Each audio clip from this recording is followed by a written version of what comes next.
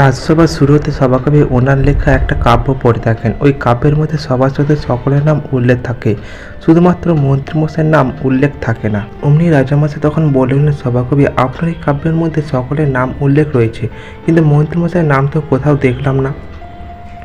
সভাকবি তখন বললেন, মন্ত্রীমশাই তো হিরো, তাই মন্ত্রীমশাইয়ের নাম আমি উল্লেখ করিনি।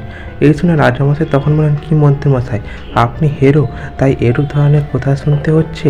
গোপাল বললেন, মন্ত্রীমশাই আপনি তো হিরো, শুনলেন তো? এই শুনে মন্ত্রীমশাই তখন বলতে থাকে যে, আমার বাবা বলেছিল তোর দুঃখে শিয়াল কুকুর সকলে হাসে আসবে। গোপাল তখন বলে উঠলেন, আপনার দুঃখে তো আমি আর রাজামশাই বললাম, তাহলে কে শিয়াল আর কে কুকুর? অমনি শুনে মন্ত্রীমশাই তো ফেঁসে গেছেন।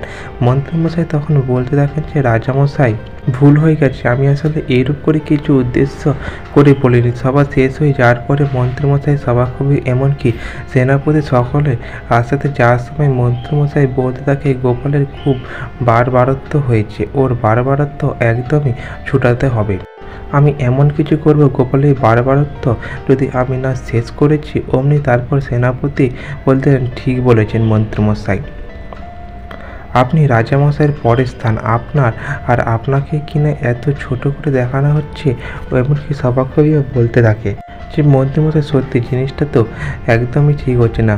সবার সত্যের মাঝখানে আপনাকে এইরূপ নিচু করে দেখা হচ্ছে, এর তো কোনো একটা ব্যবস্থা আপনাকে করতে হবে। মন্ত্রীমশাই তখন বললেন, হ্যাঁ করব, এমন এক ধরনের ব্যবস্থা করব, গোপাল পুরো কৃষ্ণনগর ছেড়ে যেতে বাধ্য হবে। এই বলে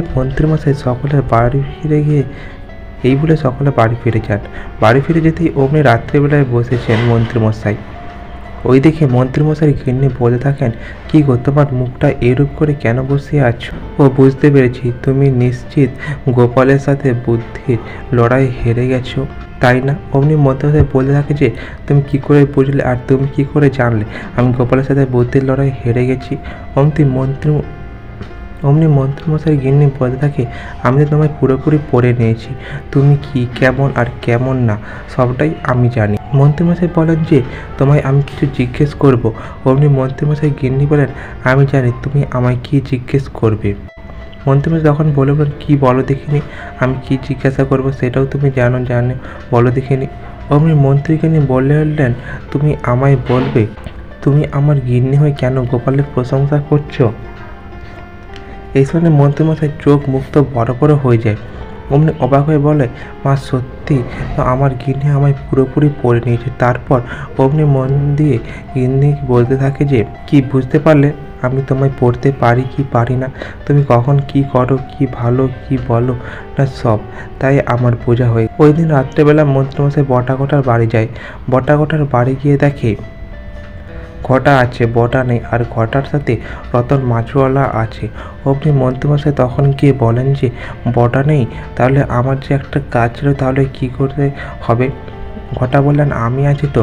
এমনকি রতন মাঝিওয়ালা বললেন, আমি আছি, আমি সাহায্য করব। মন্ত্রীমশাই বলুন কি করতে হবে। মন্ত্রীমশাই তখন বললেন, এই গোপালটা খুব বার বেড়েছে, গোপালের এমনভাবে শাস্তি দিতে হবে তাই কৃষ্ণনগর ছেড়ে পালিয়ে যায়। এই শুনে রতন মাছওয়ালা বলে, তাহলে মন্ত্রীমশাই আমি এক বুদ্ধি বলছি, ওই বুদ্ধির প্রয়োগ করলে নিশ্চিত আর গোপাল ভয় এখানে থাকবে না, কৃষ্ণনগর ছেড়ে পালিয়ে যাবে। ওই রতন মাছওয়ালার বুদ্ধিতে পরদিন সকালবেলা ওই রতন মাছওয়ালা এমনকি ঘটা আর মন্ত্রীমশাই গিয়ে গাছের আড়ালে গিয়ে বসে থাকে। সঙ্গে একটা গাছের তলায় কাদা জল ঢেলে দিয়ে জলের মধ্যে একটা দড়ি ফেলে রাখে, আর ওপরে গাছের উপরে মন্ত্রীমশাই গিয়ে শুয়ে থাকে। মন্ত্রীমশাই উপর থেকে শুয়ে শুয়ে দেখবে যে কি করে গোপাল ওই কাদার মধ্যে পড়ে যায়।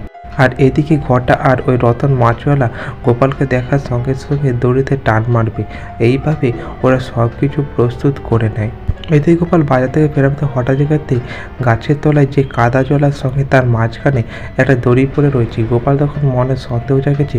গোপাল মনে মনে ভাবে, যাওয়ার সময় তো আমি স্বপ্ন দেখলাম গাছের তলাটা, হঠাৎ করে এখন এই কাদা জল আর দড়ি কোথা দিয়ে এলো? গোপাল তখন মনে মনে ভাবে যে, আমি যদি দড়িটা টান মারি তাহলেই বুঝতে পারবো কাজটা কে করেছে। অমনি গোপাল ধীরে ধীরে গিয়ে দড়িটাকে ধরে টান দেয়। টান দেওয়ার সঙ্গে সঙ্গে অমনি ঘটা রতন মাছওয়ালা সে কাদার মধ্যে পড়ে যায়। ওই দেখ গোপাল বলে, এই কী রে, তোরা এখানে কী করছিস? ও আমাকে কাদায় ফেলার চেষ্টা করছিল আর তোরাই নিজেরাই কাদায় পড়লি তো?